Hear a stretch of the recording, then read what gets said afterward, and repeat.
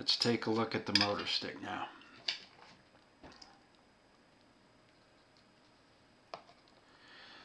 Next thing we're going to do is seam the motor stick. And just like on some of the other balsa joints, I like to prime it, but I don't want to get a lot of glue everywhere. So I'll take the form out temporarily and I'll get my 10% glue, 90% thinner, and put a little on my brush. And then just run the brush in the gap while I'm gently closing it, and that's going to put a little bit of glue on both edges without spreading glue everywhere. So we just want to seal the edges with a little bit of glue, and we're just lightly pinching it together as we slide the brush through the gap.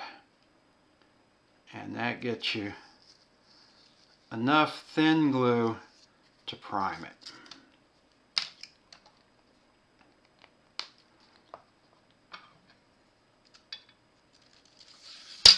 Now go ahead and get it back on here. And one thing you're going to want to do is get your line straight, your seam straight, and then put some marks straight across the seam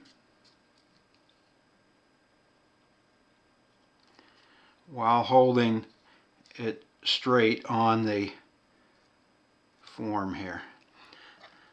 That'll just help you guide it. Now I like to start at the middle, and I'm going to use a little bit of 50-50. One other thing I like to do is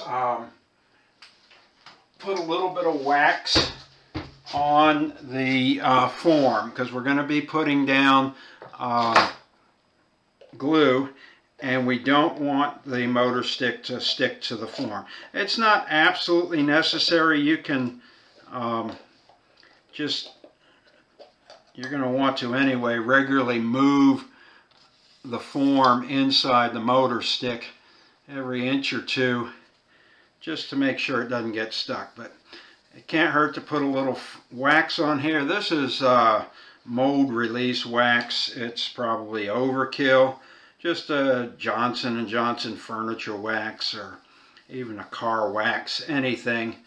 Put a little on, buff it out, and that's all you need. That just helps prevent a stuck motor stick, which there's ways to get it loose, but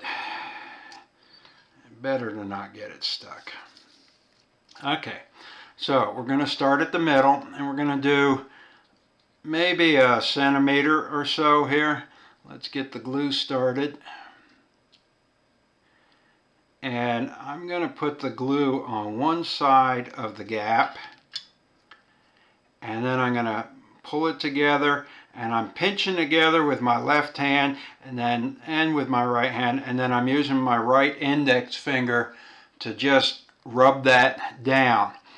And you want to rub it until the glue really grabs while you're pinching it, and that gets this joint tangent to the surface of the brass tube. Well, it didn't quite stick there. If you stop rubbing too soon or don't rub it down enough, it's going to be a teardrop shape.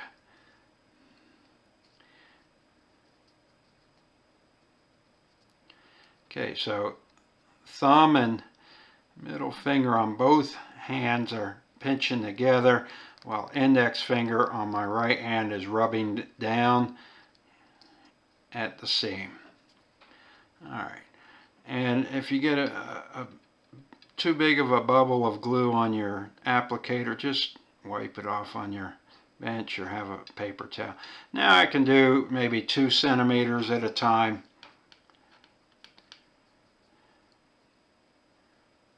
Once that first part is grabbed on, and you can feel it get sticky, and you probably need to rub until it's No longer feeling sticky?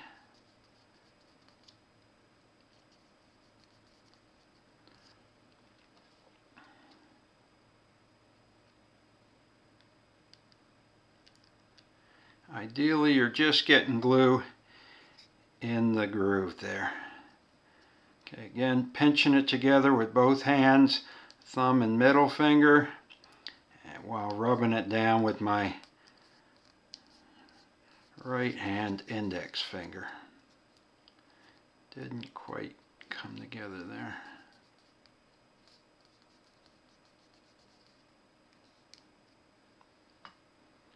Alright, once you get an inch or two, just give the tube a little slide or twist or both, just to make sure it's free there.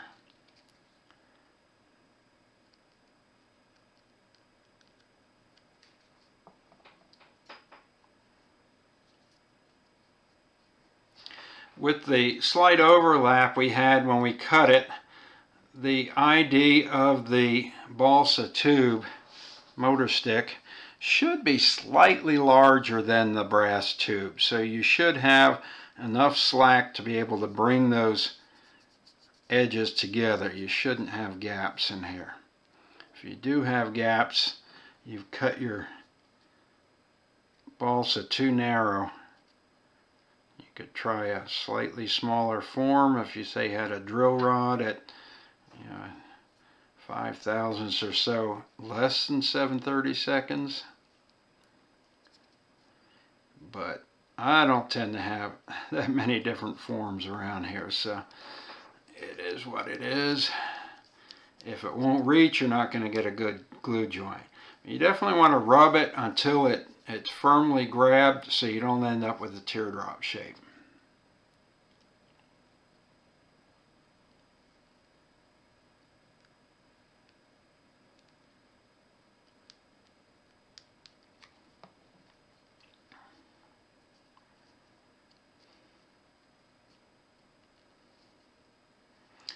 We're getting to the end, and it's pretty much the same as you get to the end. You may need to switch hands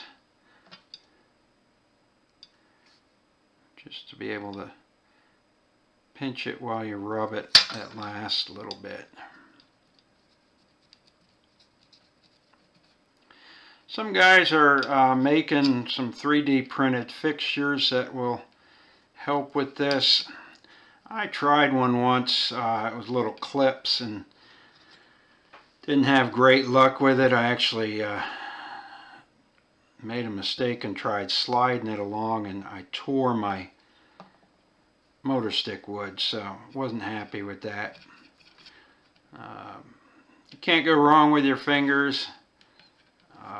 Some of the new clamping mechanisms people are 3D printing are like a ruler with a lip that comes in and it holds it real close to the seam. I can see that being a nice way to go, but I haven't tried it yet. Okay, so about 2 centimeters. We're starting from the middle again, going the other way.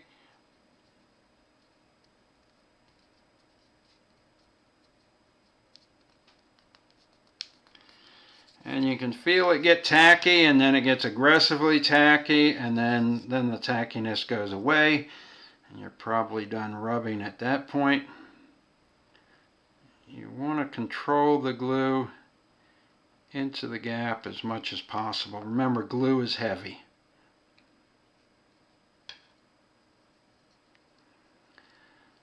And it's a butt joint, meaning the two edges come flush together. No overlap, minimal glue area, which means you need minimal glue.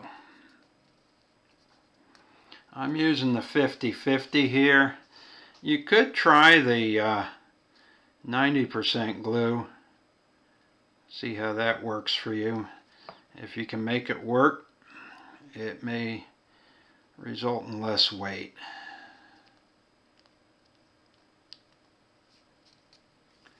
Let's give a shot with some 90 or 10% glue.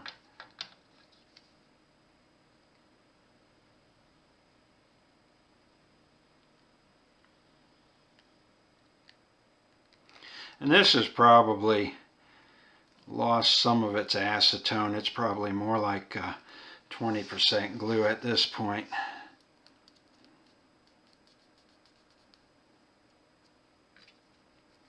But see, it's not quite grabbing with that. So.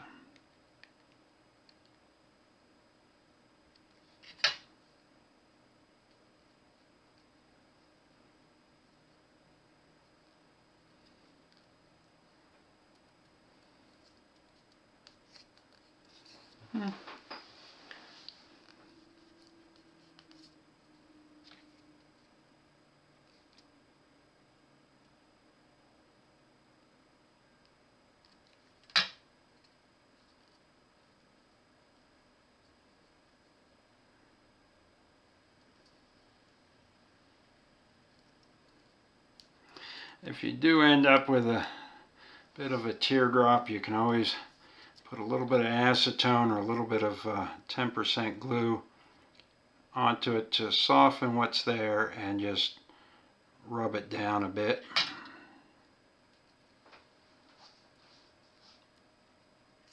Just be patient with it. The more patient you are, the flatter you'll get this joint, and the stronger it'll be strongest if it's a true circle.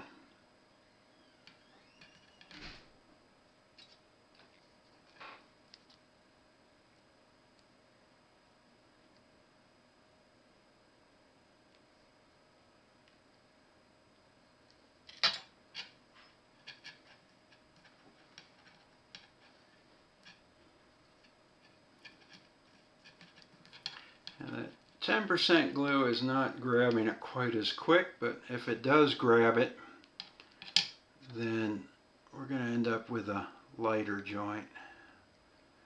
Just want to check that after it dries and make sure it's not too weak of a joint. I just felt like with the 50%, we used a little 50 at the end here, but I felt like the 50% was just coming out a little too much glue in the joint. Looked like I was spreading it around the joint more.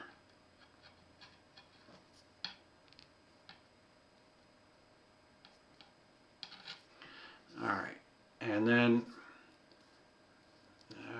there it goes, it's sliding. So we're in good shape there. I'm going to put a little bit more 10% right at the edge. Rub that down one more time.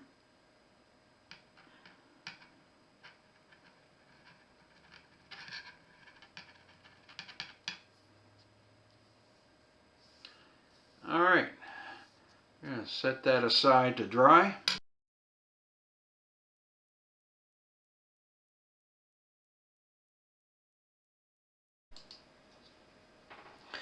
Alright, I'm making another motor stick, and I'm going to modify what we did a little bit from the last video.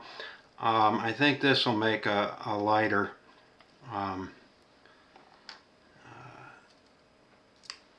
motor stick, lighter seam on the motor stick, and that is I'm going to use my boron glue, which is your 90% glue, 10% solvent for priming the seam. I think what we'll do is we'll actually prime it or wet it with some 10% glue or even your dirty acetone, just to wet out the surface, get a little bit of glue on there. But I found myself using a lot of glue in the seaming process, and a lot of that went outside the seam. So I think we're going to make an adjustment to, I've been playing around a little bit, going to make an adjustment here. Alright, so we've primed it with some very thin glue.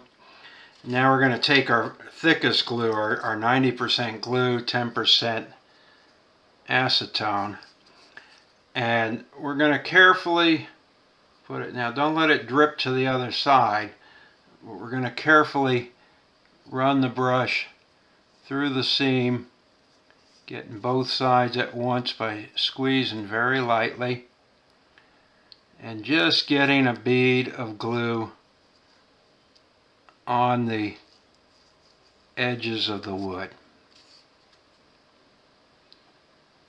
Don't want it so wet that it's going to flow where you don't intend it to flow.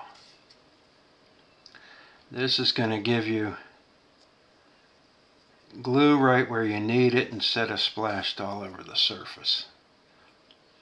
I did a trial piece and it seemed to work pretty good, so we're going to try this on the actual motor stick.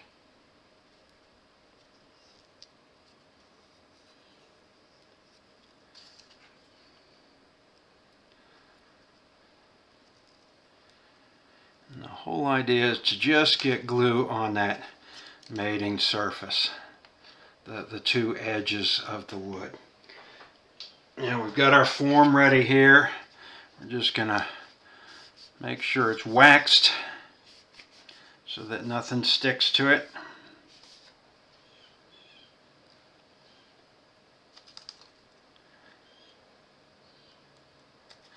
And this motor stick was actually a cut to size. I cut it to 0.754 inches. I think 0.760 would probably work a little better. This is a little bit tight on here.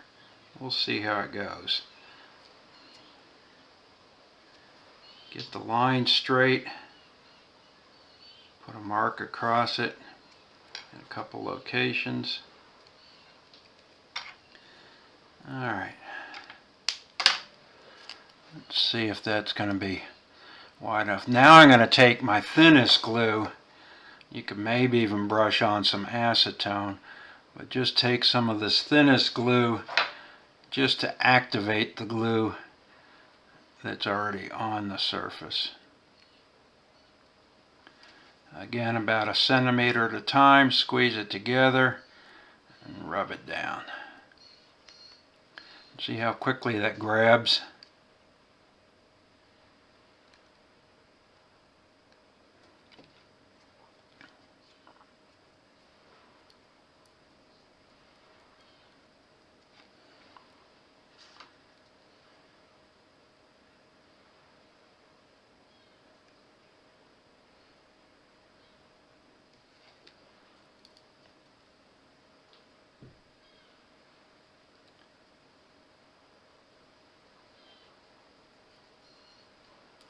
So a little bit of glue, or mostly acetone, just to activate what's already there. Still trying to limit it from spreading too much.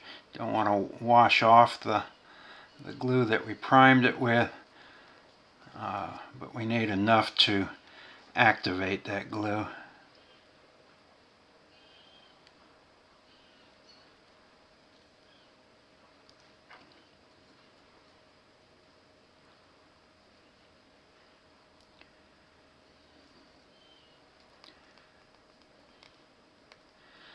That's really grabbing nice. Alright, and then don't forget every once in a while, slide or rotate your form. Make sure you're not gluing to the form. The wax helps, but you still want to make sure it's free every once in a while.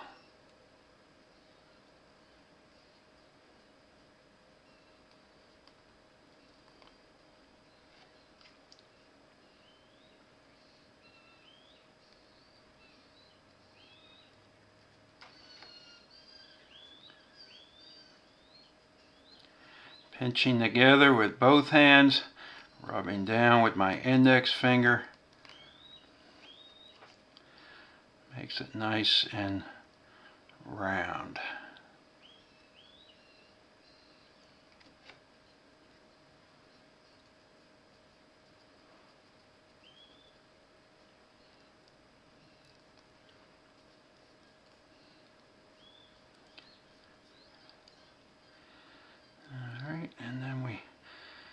Need to break it free.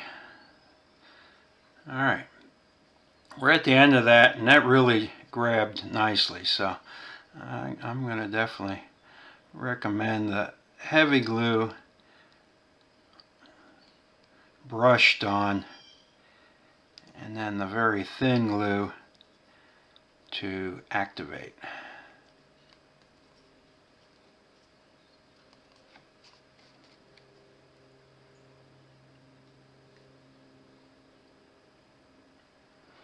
And this is definitely just a hair tight. So I think a 760 width. This is for a 14 thousandths thickness and a 7/32 diameter metal form.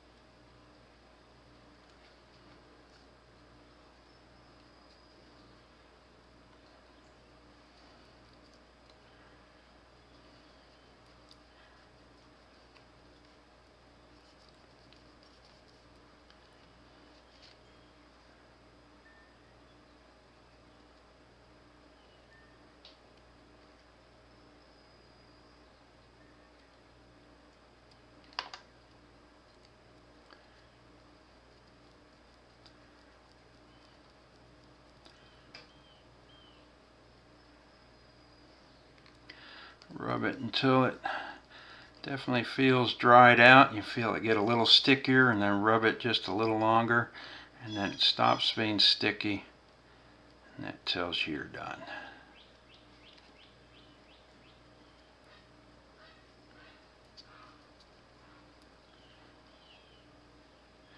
I think this approach is getting more glue in the joint, less glue spread elsewhere. We'll see what happens when we mask the thing.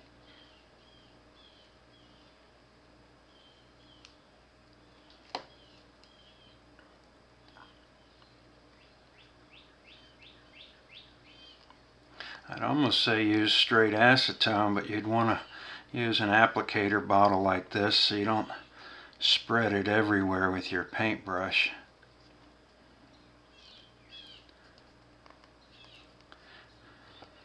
Because the acetone, if you put too much on, will move the glue,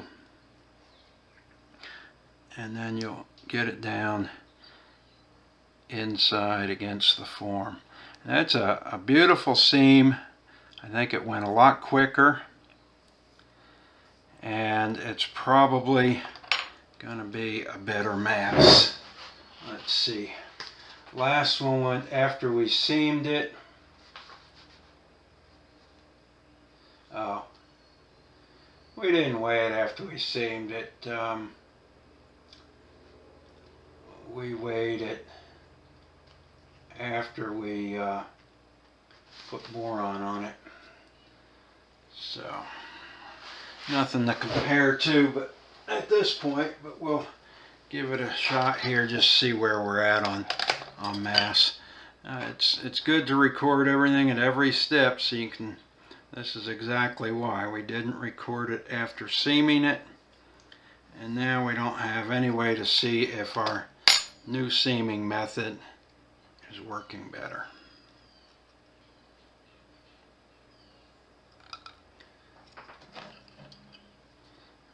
This scale does not like weighing light things for some reason. Alright, there's 3.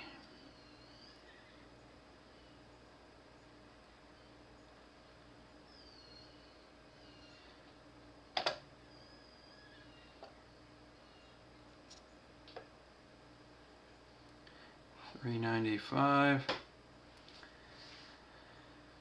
$5.21, so that's $1.26, $3.70, oops, $3.85, $5.11, it's $1.26.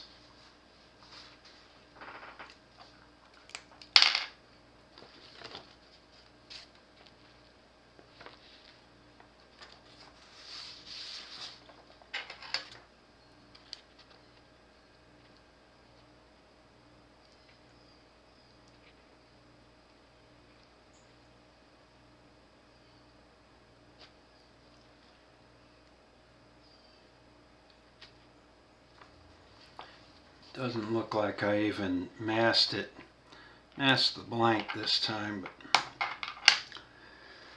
it was from the same sheet as the last blank. So. Alright, so there you have it. I like that method a lot better. I think the seam went down a lot better. We'll see how it holds up, but it looks like it's a strong bond there. And we'll store the seam tube on the form to keep it straight and safe. And we'll stop there. We'll somehow edit this into our seaming of the other stick.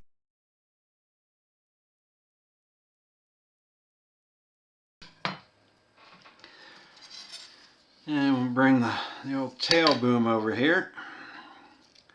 Now the tail boom is on a tapered form, so if it's got a gap and it's not quite reaching, you can go slide the wood toward the thinner end. If it seems to be a little big for the form, you can slide the wood toward the thicker end.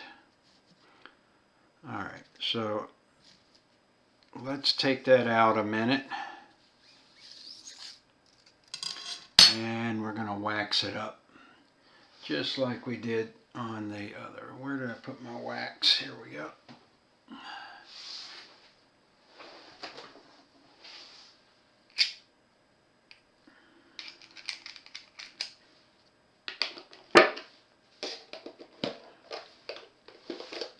The tail boom gets really skinny at one end, so a little more fragile, thinner wood. You definitely want to twist it and move it a little more often than the motor stick to make sure it doesn't stick to the tail boom. If it does get stuck, you can usually figure out where it's stuck, and if it just won't free up, try soaking that area with acetone. But if you do that, then you got to be ready to move, and once it does break free, you'll want to slide the whole thing off the form, let all the acetone dry up and the glue dry up before you put it back onto the form to finish seaming it. Otherwise, the acetone spreads the glue and you just end up sticking it over a much larger area of the form. So it can be a two-edged sword. Okay, so I'm just going to take a look here, get that pretty straight, and we'll put a mark across.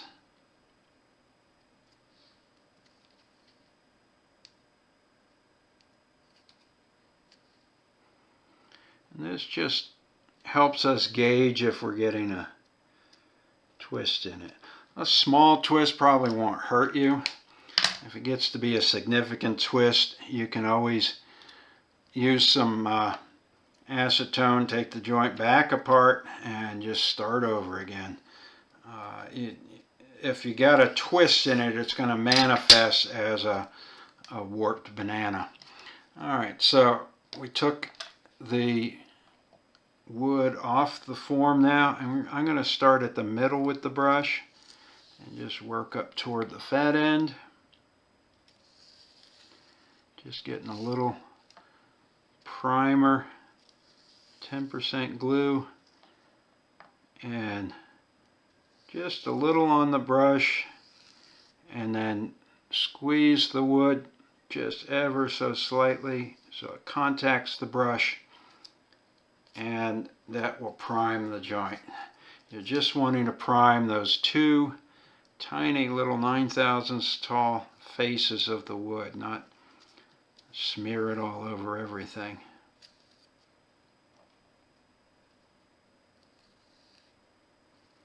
I didn't get in the joint that time, so there I go, smearing it all over everything. Don't put the brush through so far that it hits the other side. You don't need glue on the other side. Down here on the end, it's not quite closing, and it's a little hard to close it with my fingers, not on the form, so I'll brush it twice, once on each side. That's it with the brushing. Slip it back on the form.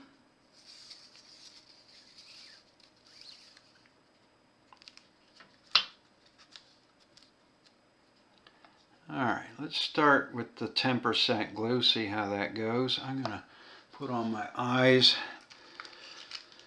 the smaller wood.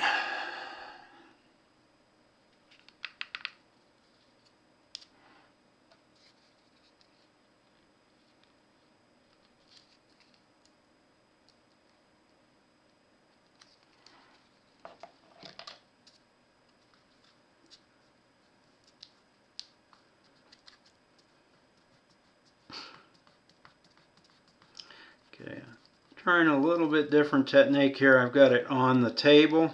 I'm still pinching it together with my fingers, rubbing down with my index finger.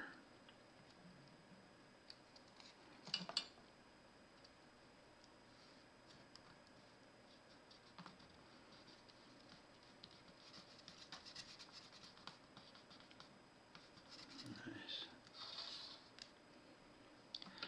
Alright, I'm going to just take a look how the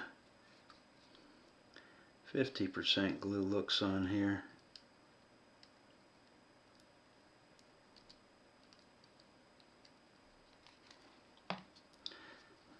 I think it goes on with too big of a bead with the 50%.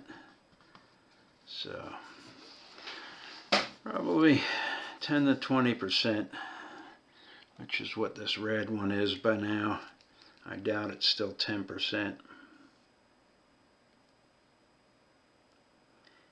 Easier to get a bead just on the edge there.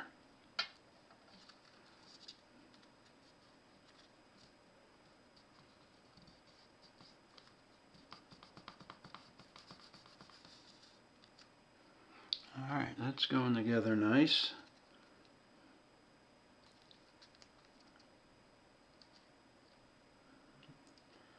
Got a little much there. Let's see if we can spread it out with the tip a little.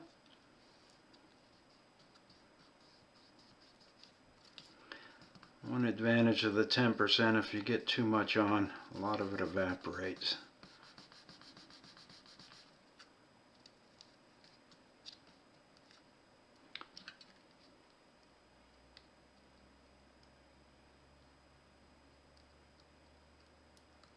Disadvantage is you might not get enough for a strong enough joint.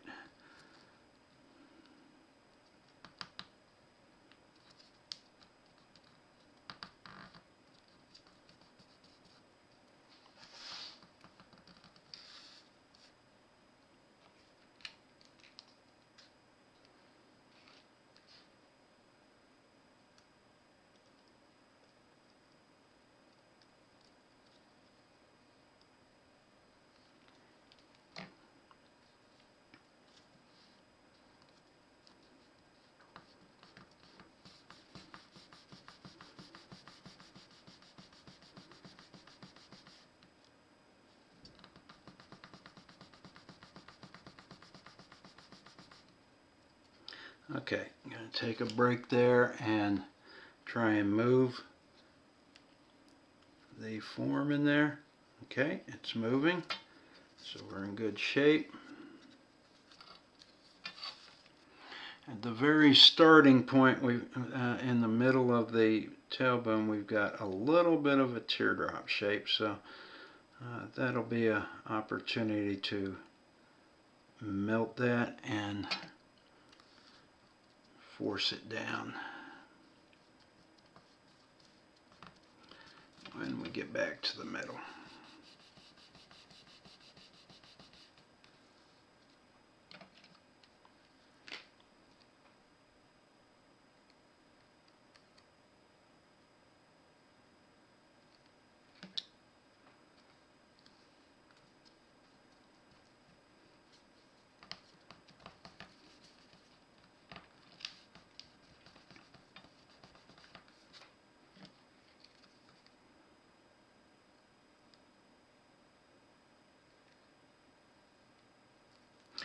suppose if you carefully pre-glued with the brush and used the 50% with the pre-glue, perhaps you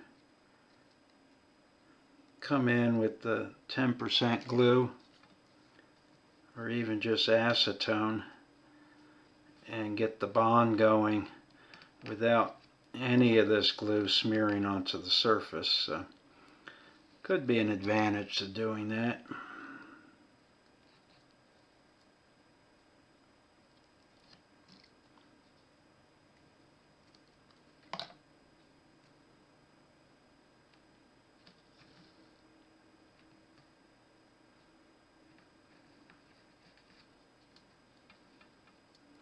Okay, I'm going to try and move the form again. Not much to grab here. Yeah, it moved. I just tapped it on the small end. Don't want to tap it on the big end and force it down in there, but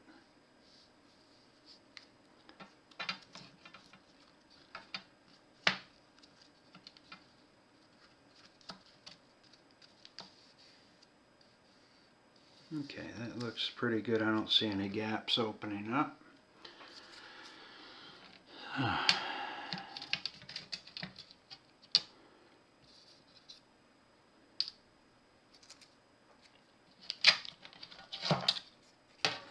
try this.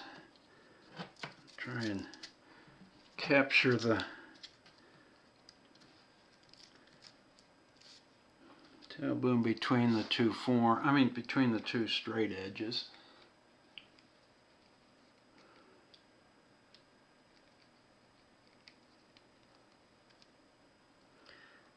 Add a little bit where we already did it, just to soften that glue a little, because it was a little bit teardropped right at the edge there.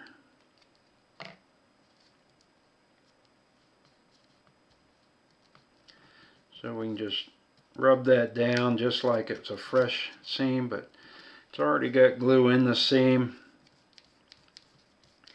We're just soften it a little bit and changing the shape by pushing down on it.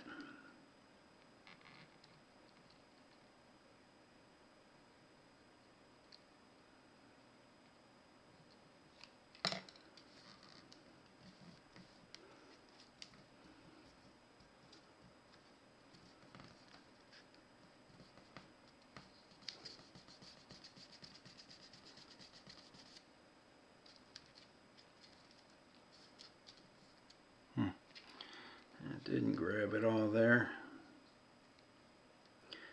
I think it actually overlapped the hair.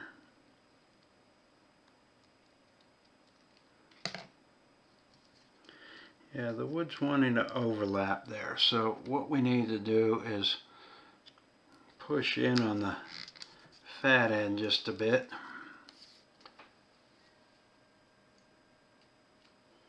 If we can get it to move. Push the skinny end first, it moved.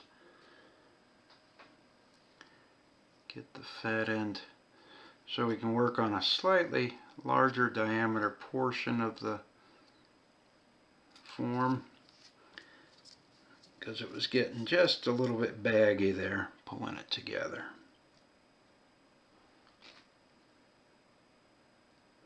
When I'm going off frame with the glue bottle, I'm just wiping it on a piece of paper towel there.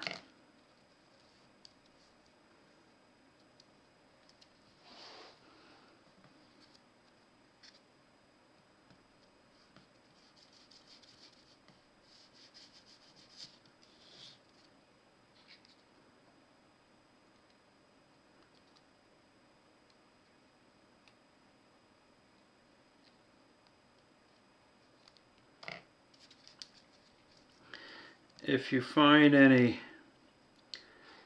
tears or hollow grains, I like to call them, in the wood, some of the younger growth wood tends to have some air inclusions, I guess I'll call them. that can impact the strength of the balsa. So if you find those on a cut this thin, you can put a small piece of tissue over it just to reinforce the grain at that point. Not now, but after you complete the seaming.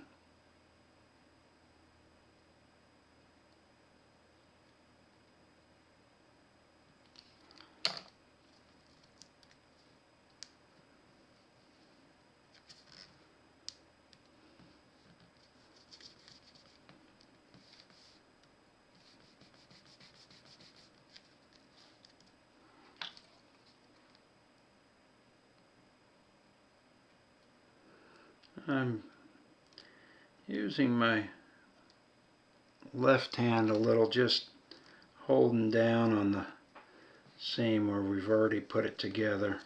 Using the rulers to kind of pinch things together right now. Trying to convince it to stay round. As we get to the skinnier end, there's a little bit more of a tendency to teardrop on you.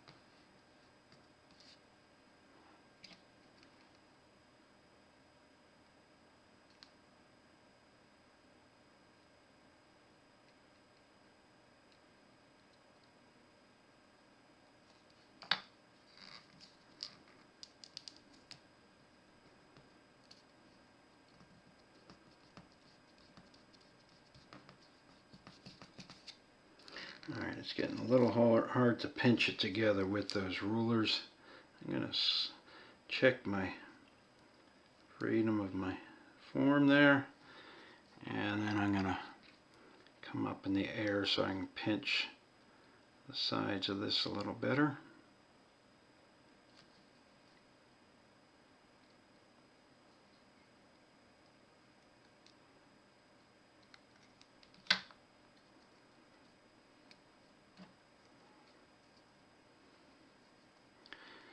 Getting real hard to get all these fingers in there, but just be patient, do a lot of rubbing.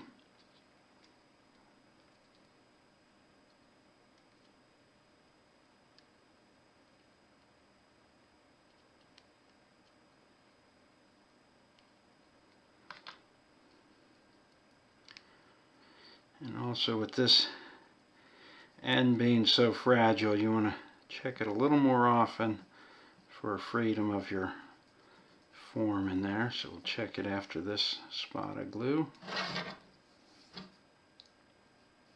Still free, that's good. Just don't force it, because if it sticks at this end, there's not much cross-sectional area to resist you pushing on it, and so you can very easily tear the wood, and then you've got a repair job. Tissue is your repair medium. It solves a lot of problems, but it does add weight because you're soaking the tissue with some Duco glue, so not ideal, but I've found it's an effective repair.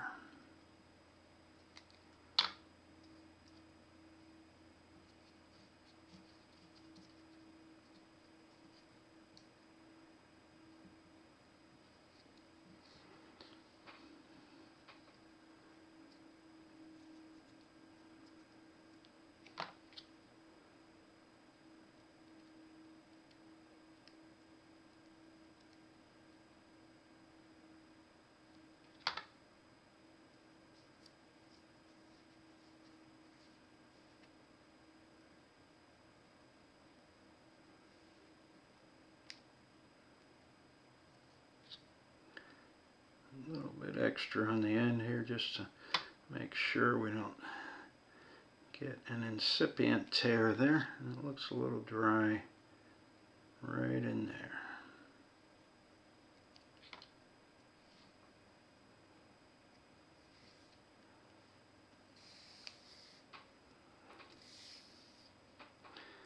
Alright, that seam looks pretty good.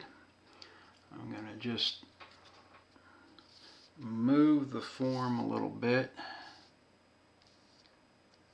We got a little bit of a split in the seam right there.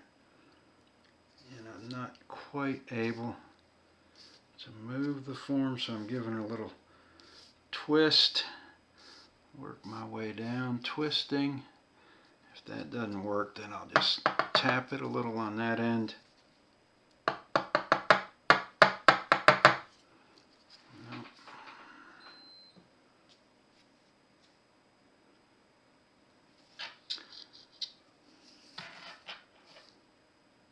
There it goes. Got enough of a grip on the end of it that I was able to twist it. We've got a little split right here.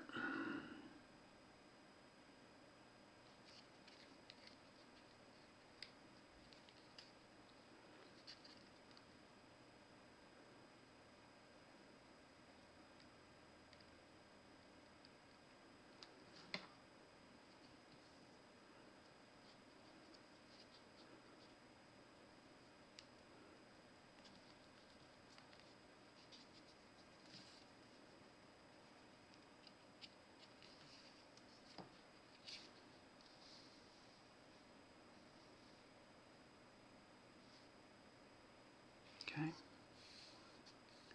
Make sure our stick can move.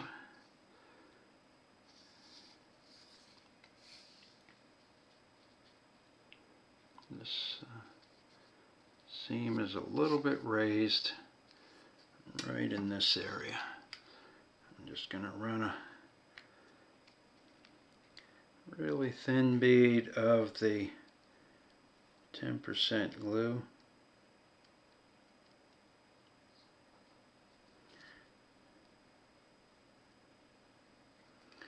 Alright, I could see it went down, and then I'll rub it flat.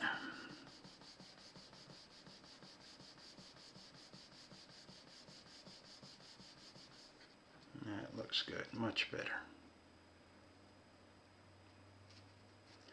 Make sure it moves, and then set it aside to dry.